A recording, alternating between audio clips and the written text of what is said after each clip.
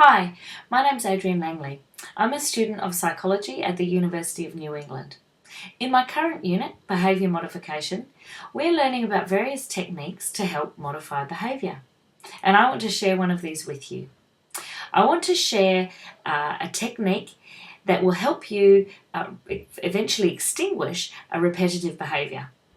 And I'm going to focus on nail biting because it's a problem that many of us have, myself included. The technique I want to share with you is called habit reversal therapy, or HRT. There's 5 steps to habit reversal therapy. The first one is awareness. If you're serious about stopping biting your nails, you need to start keeping a diary today. Note down every time you have an episode of nail biting during the day and how long it goes for. But importantly, note down exactly what happens just before, during, and just after each episode of nail biting. And if you could really focus on your emotion during those times, how do you feel before and after each episode of biting your nails? For some of you, it may be that you're feeling stressed or uptight, but it doesn't have to be. In fact, it's been shown that some nail biters are actually perfectionists, and they'll spend a lot of time studying their nails and chewing them down until they to try to get that perfect shape.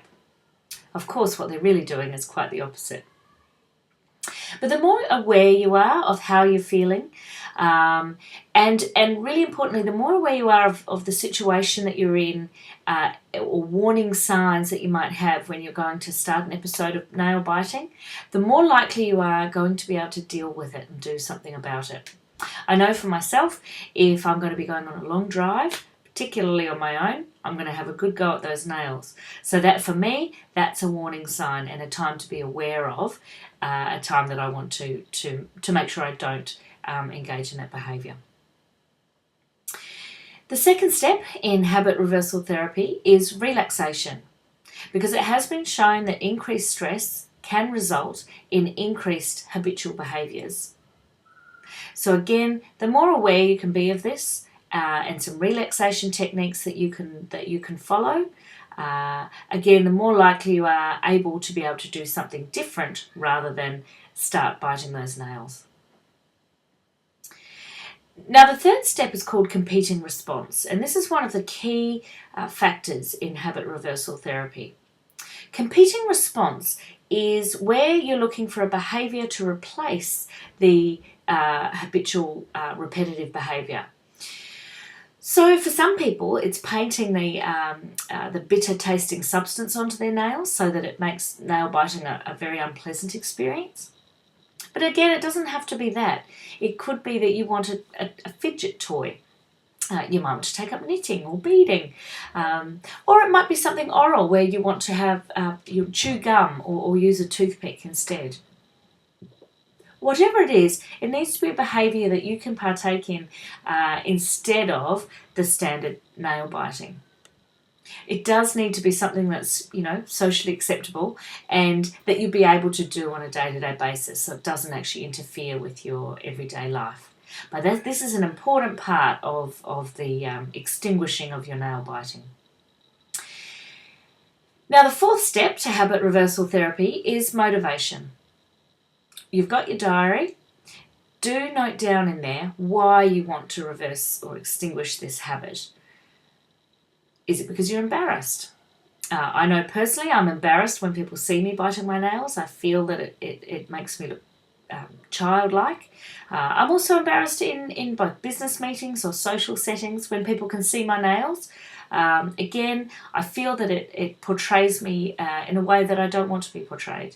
So this is an important motivator for me as to why I want to extinguish this behaviour. And the other important thing for motivation is to have a support person. Have someone there, whether it be a family member, a friend, a partner, someone who can encourage and support you, because each step of the way is going to be an important step toward your goal. And I do strongly recommend recording your goal. Once you've recorded how many times you might have an episode of nail biting every day, set yourself a daily goal and gradually decrease it. And if you can achieve this each time, It's a great achievement. Make sure you celebrate that. Then you'll set yourself weekly goals, and so on. I also really encourage you to take a photo of your nails. It's not very nice at first, when they are looking pretty ugly, but it's a great thing to reflect back on, and it can really help you over the long term for maintaining this goal and not going back to being a nail biter.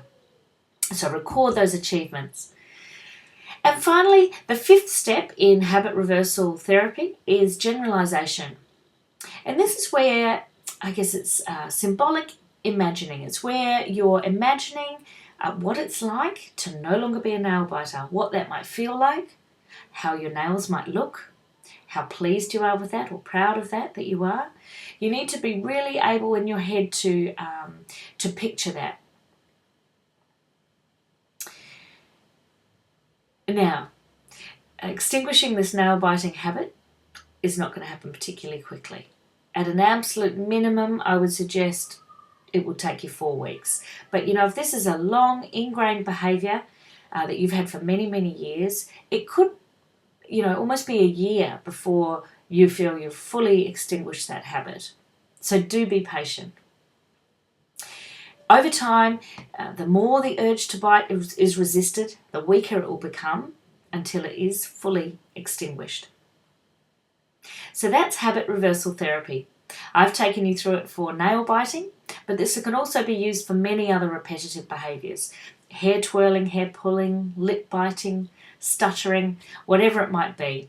If it's a behaviour that you do repetitively and you'd rather not, then habit reversal therapy could work for you. Good luck.